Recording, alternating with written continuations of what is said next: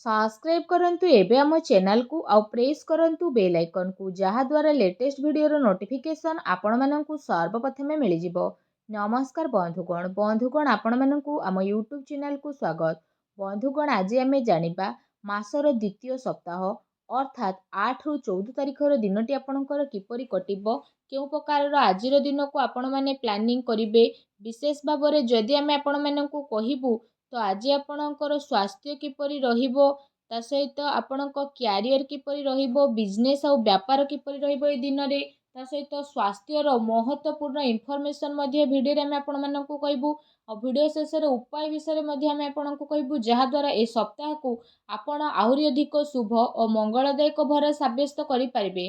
जदि आमे कहिबा संपूर्ण भाबरे आपण माननकु पूरा राशिफल विषय रे किंतु यह पूर्व चैनल नुआ आसथिले चैनल को सब्सक्राइब करंतु सांगर नोटिफिकेशन बेल को मध्य ऑन करंतु जहा द्वारा समय समय रे नुआ नुआ वीडियो रो नोटिफिकेशन आपनको सर्वप्रथम मिलिबो। आसंतु जानिबा किपरि रहिबो 8 रु 14 तारिख पर्यंत दिन आपणकर। जदि सबुठारु प्रथमे कहबा कि कोन ए दिन रे आपनको पई विशेष भाबरे पॉजिटिव रहिबा पई जाउची जदि आमे आपण माननकु कहबु ए समय अवधि रे आपणकर विशेष भाबरे वित्तीय स्थिति रे काफी सुधार आसी जिवो किछि नुआ आरंभ करिबा पई ए दिन आपणक पई बहुत ही भलो रहिबो आ अनुकूल रहिबो। आपणकर परिश्रम आ प्रयास द्वारा ए सेकेंड वीक रे आपणक सामना रे सफलता मिलिबो। विवाह योग्य लोकंक पई कोनोसी भलो संपर्क आसी पारे बा कथावार्ता मध्य घरे आपणकर होई पारे। एहा सहित समाज एवं संपर्कियंक सहित आपणकर प्रभावशाली व्यक्तित्व आउ सरल स्वभाव कारणरू आपणकर मान प्रतिष्ठा बनिक रहिबो। समय आपणकर किछि मिलाजुला प्रभाव मध्ये आपणक पई नेकी आसुछे किंतु जदि कहिबा ताको बहुत भलो बनेइबा आपणकर काम अटे। किछि टाइम रे अति संपर्कियंक सहित जहाँ भी मनांतर मतांतर आपणक घरे चालुथुला तो ए सप्ताह रे से सबुर स्थिति टिके परिवर्तन हेबो आउ संपर्क रे पुणी थरे मधुरता आसीबो। प्रतिष्ठा लोकंक सह मेलमेलाप बढ़िबो जहाँ आपणकर भविष्यत पई बहुत ही लाभदायक सिद्ध हेबो। धार्मिक स्थल रे जीवार विशेष भाबरे आपणकर प्रोग्राम बनिबो जहाँ द्वारा बहुत अधिक शांति आउ हल्कापण आपण अनुभव करिवे। घरे सुख सुविधा संबंधित वस्तुर किणाकिणी आपण करिवे। कोनोसी दामी जिनिस मध्य कि आपणकु देई पारे।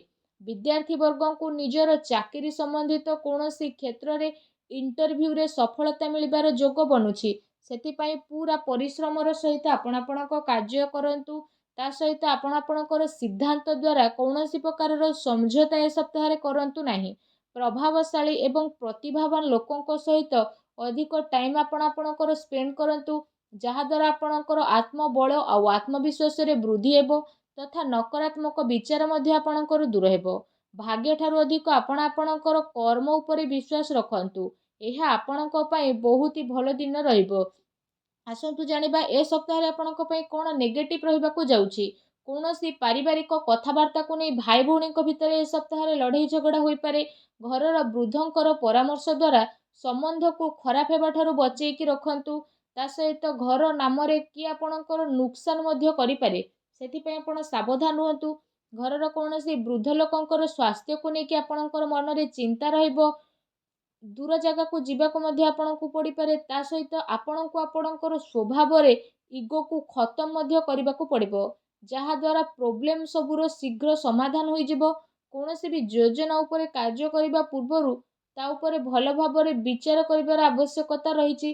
कोनोसी दुखद समाचार मिलिबा कारणरू मन रे आपणकर उदासी आ नकारात्मक विचार मध्य आसीबो किंतु जदि कहबा आपण शीघ्र ही से सबुरु बाहर को बाहरिबे। विद्यार्थी वर्ग पाठ पढ़ार अपेक्षा फालतू भूल बुझामणा रे अधिक ध्यान देबे आ निजर महत्वपूर्ण कार्य को बहुत ही अधिक संभाळिकी मध्य रखिबे।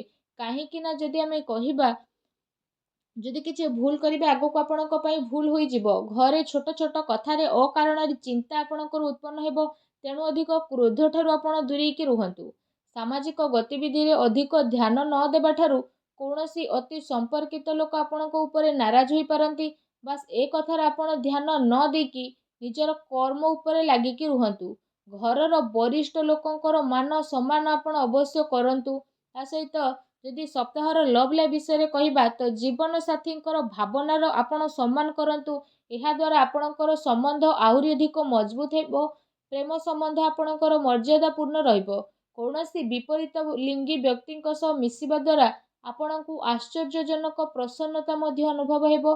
ଘର ପରିବାରର ବାତାବରଣ ଆପଣଙ୍କର ବହୁତ ହି ସୁଖଦପୂର୍ଣ୍ଣ ରହିବ।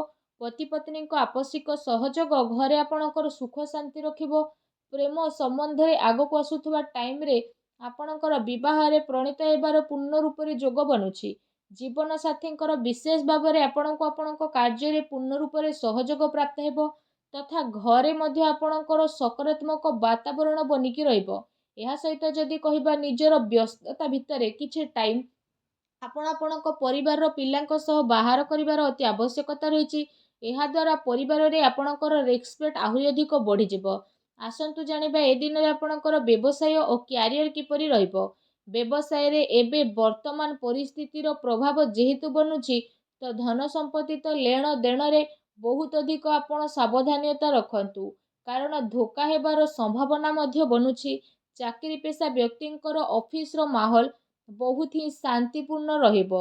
ବିଶେଷ ଭାବରେ କାର୍ଯ୍ୟକ୍ଷେତ୍ରରେ ଯଦି କୌଣସି ପ୍ରକାରର ନିବେଶ କରିବା ପାଇଁ ଆପଣ ଚାହୁଁଛନ୍ତି ତ ସେସବୁ କାର୍ଯ୍ୟକୁ ଆପଣ ବହୁତ ହି ଗମ୍ଭୀରତାର ସହିତ ଜାଣିବେ।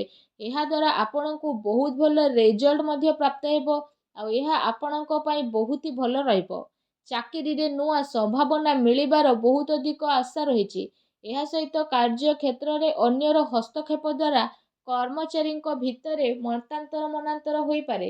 ସେଥିପାଇଁ ନିଜର ନିର୍ଣ୍ଣୟକୁ ପ୍ରାଥମିକତା ଦିଅନ୍ତୁ ତଥା ବ୍ୟବସାୟିକ ଗତିବିଧିରେ ନିଜର କଡ଼ା ନଜର ରଖନ୍ତୁ। ଏହା ସହ ଚାକିରି ପେଶା ବ୍ୟକ୍ତି ମଧ୍ୟ ଅଫିସରେ ପଲିଟିକ୍ସର ଶିକାର ମଧ୍ୟ ହୋଇପାରନ୍ତି, ତେଣୁ ଟିକେ ସାବଧାନ ରୁହନ୍ତୁ। ଏହା ସହିତ ଏ ଦିନରେ ଆପଣ କୌଣସି କାରଣରୁ କାର୍ଯ୍ୟକ୍ଷେତ୍ରରେ ଅଧିକ ସମୟ ଦେଇପାରିବେ ନାହିଁ ତଥା ସହଯୋଗୀ ଏବଂ କର୍ମଚାରୀଙ୍କର ଆପଣଙ୍କୁ ଉଚିତ ସପୋର୍ଟ ମଧ୍ୟ ମିଳିବ। ଚାକିରି ପେଶା ବ୍ୟକ୍ତିବିଶେଷଙ୍କୁ ନିଜର ଉଚ୍ଚ ଅଧିକାରୀଙ୍କର ପୂର୍ଣ୍ଣ ରୂପରେ ସହଯୋଗ ମିଳିବ। ବ୍ୟବସାୟିକ କ୍ଷେତ୍ରରେ ଯଦି କହିବା ଆପଣଙ୍କର କାର୍ଯ୍ୟକ୍ଷମତାର ସଫଳତା ମିଳିବା କାରଣରୁ ବହୁତ ଅଧିକ ସଫଳତା ଆପଣ ପାଇ ମଧ୍ୟ ଯିବେ। ଏହାଦ୍ୱାରା ପ୍ରତ୍ୟେକ କାର୍ଯ୍ୟକୁ ଆପଣ ବହୁତ ହି ଗମ୍ଭୀରତାର ସହ ଆଗକୁ ନେବେ। ଚାକିରି ପେଶା ବ୍ୟକ୍ତିଙ୍କୁ ତାଙ୍କର କାର୍ଯ୍ୟକ୍ଷମତା ପାଇଁ ପ୍ରୋତ୍ସାହନର ପ୍ରାପ୍ତି ହେବ, ଯାହାଦ୍ୱାରା ଆପଣଙ୍କର ମନ ବହୁତ ହି ପ୍ରସନ୍ନ ରହିବ। ଆସନ୍ତୁ ଜାଣିବା ଏ ଦିନରେ ଆପଣଙ୍କର ସ୍ୱାସ୍ଥ୍ୟ କିପରି ରହିବ। ଯଦି କହିବା ଏ ଦିନରେ ଆପଣଙ୍କ ସ୍ୱାସ୍ଥ୍ୟ ବହୁତ ହି ଉତ୍ତମ ରହିବ ତଥା ଆପଣ ଊର୍ଜାରେ ମଧ୍ୟ ଭରପୁର ରହିବେ। ଏ ସପ୍ତାହରେ ଆପଣ ନିଜେ ନିଜକୁ ବହୁତ ଖୁସି ଭରା ଆଉ ଚିନ୍ତାମୁକ୍ତ ମଧ୍ୟ ଅନୁଭବ କରିବେ। ତା ସହିତ ଏ ସପ୍ତାହ ଆପଣଙ୍କ ସ୍ୱାସ୍ଥ୍ୟ ଦୃଷ୍ଟିରୁ ବହୁତ ହି ଭଲ ଟାଇମ୍ ରହିବାକୁ ଯାଉଛି। ଏହା ସହିତ ନିଜର ସ୍ୱାସ୍ଥ୍ୟକୁ ଆହୁରି ଅଧିକ ଭଲ କରିବା ପାଇଁ ଆପଣ ପ୍ରତ୍ୟେକ ଦିନ ଯୋଗ କରନ୍ତୁ, ବ୍ୟାୟାମ କରନ୍ତୁ, ସୁସ୍ଥ ରୁହନ୍ତୁ। ଆସନ୍ତୁ ଜାଣିବା ଏ ସପ୍ତାହରେ ଆପଣଙ୍କ ପାଇଁ କ'ଣ ବିଶେଷ ଉପାୟ ରହିଛି। ଯଦି କହିବା ସପ୍ତାହରେ ଆପଣ ପ୍ରତ୍ୟେକ ଦିନ ତୁଳସୀ ଚଉରା ପାଖରେ ସନ୍ଧ୍ୟା ସମୟରେ ଘିଅର ଦୀପ ଲଗାନ୍ତୁ। ତା ସହିତ ପକ୍ଷୀମାନଙ୍କୁ ଘରର ଛାତ ଉପରେ ଦାନା ଖାଇବାକୁ ଦିଅନ୍ତୁ, ଗାଈକୁ ସବୁଜ ଘାସ ଖାଇବାକୁ ଦିଅନ୍ତୁ। ଏହାଦ୍ୱାରା ଘରର ସମସ୍ତ ନକାରାତ୍ମକ ଶକ୍ତିର ବିନାଶ ହୋଇଯିବ ଆଉ ଆପଣଙ୍କୁ ଶୁଭ ଫଳ ପ୍ରାପ୍ତି ହେବ। ଭିଡ଼ିଓଟି କେମିତି ଲାଗିଲା କମେଣ୍ଟ କରିକି ଜଣାନ୍ତୁ। ଆଉ ଯଦି ଚ୍ୟାନେଲରେ ନୂଆ କରି ଆସିଛନ୍ତି ଚ୍ୟାନେଲକୁ ସବସ୍କ୍ରାଇବ୍ ମଧ୍ୟ କରନ୍ତୁ। ଧନ୍ୟବାଦ।